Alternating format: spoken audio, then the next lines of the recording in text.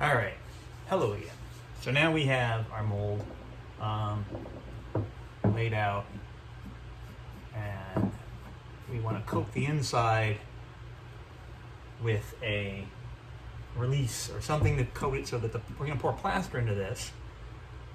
And this is pretty tough because this plaster is not flexible, and the plaster we're going to pour into it isn't flexible, so there's no give. So that's already a difficulty. But we don't want that plaster, when we pour it in, to soak into this plaster. We don't want it to bond to it that way.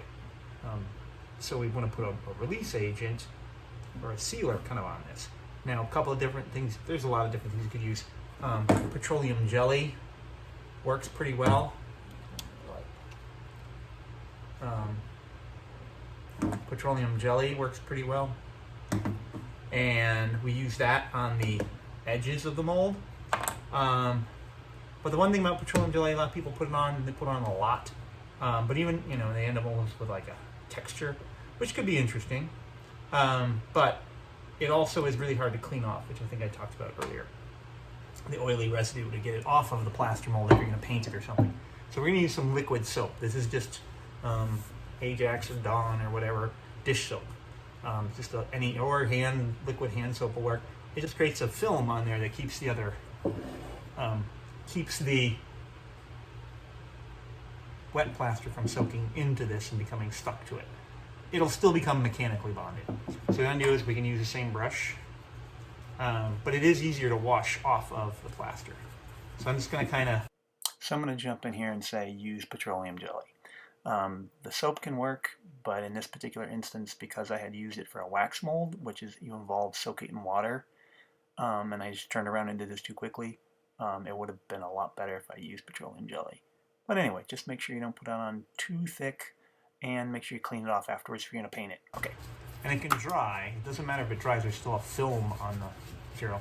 Now, again, petroleum jelly, if you're worried about things getting stuck, that is a lot more,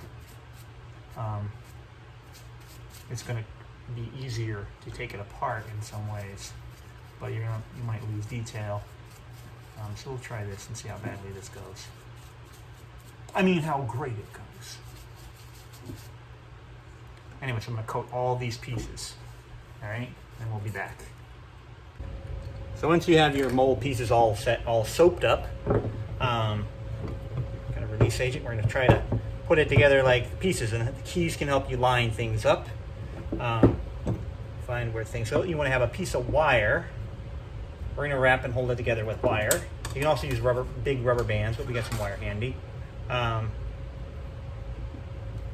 hold it together. Alright, so once you get all the pieces together, you can start getting the wire on there, balancing act kind of, wire it together, twist it tight. You want to make sure it's completely tight. You can twist the wire in a number of places around the edges, so you don't just twist it in the one spot. And then this is going to take a number of wires to get together. And then we're going to take clay and go over all the seams so that it's completely sealed. Alright, so once you have all the seams clayed, and I should say that you should do that kind of right when you're going to pour the plaster in the mold. You could wire it up ahead of time and do it another day, but the clay this water-based clay will start to dry out and not be stuck in there as well. Alright, so we're going to flip it over. If anything fell out there. And then notice it's leaning. So I want to tilt it back. And the way a level works is that bubble that's in there on this one, when it is just in that center between those two lines, it's level. Alright, so we can check it. This isn't perfect. If you have a lot of lean to it, your head's going to be tilted because the plaster will level off. Now sometimes you can add it in if it's thick enough, you can kind of shape it. But it's nice to just start out with it level and relatively stable. If you had some bricks, at school we have some bricks around, prop them around there. Sometimes I'll put it, if it's can fit in a bucket, and prop it up. Because if you pour it and it falls over, kind of a bad scene. You know, life is an adventure. So, we're going to mix up the plaster and pour it in. We can mix up multiple batches. And pretty much the same way you did it before, kind of a thick, like a little bit of a thick milkshake kind of look to it. All right, so remember to wear a dust mask, and remember when you're sifting in the plaster, you're getting that peak, that little island in the middle, so you build up enough, and then when you mix it up, it should sort of coat your skin or the tool so you can't see it through it. So like kind of a thick milkshake, all right? See how that goes.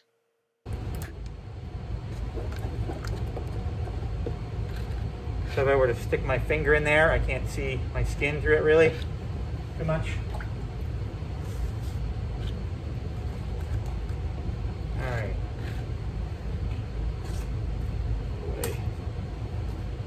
So we just pour it on in. You do not want to wait for it to get thicker. You just want to pour it on in. So you'll see me tip it back at some point in here, which I kind of mess up all the level and everything, but then I reset it by just looking at the level of the plaster. I tipped it back to get the bubble out of the chin, or at least where I thought maybe a bubble would be trapped, all right?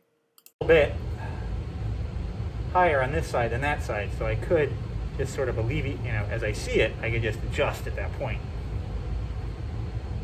Kind of play with that, assuming that edge is relatively flat to each other. Alright, so we're just going to let that, if we got a little, I got some plaster left in here, and I'll let it thicken up a little bit and scoop it out. I don't want to just pour liquid into the bottom of the trash can because it'll end up as a big block. I also don't want to leave it in there, not too much, but if you leave a lot in there, it'll end up, well, one, you're wasting plaster, so let's try not to do that. But also, waste the bucket. Not that these, you know, they're very expensive. We import these, you know. One last thing before we go. If it starts to sink in a little bit, that sometimes happens. Sometimes it doesn't. Sometimes it does.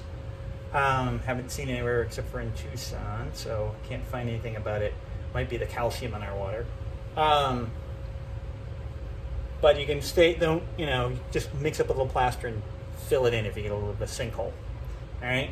And then again, you know, make sure you give it some time, you know, at least an hour, I would say. And then if you got time, the next day. All right?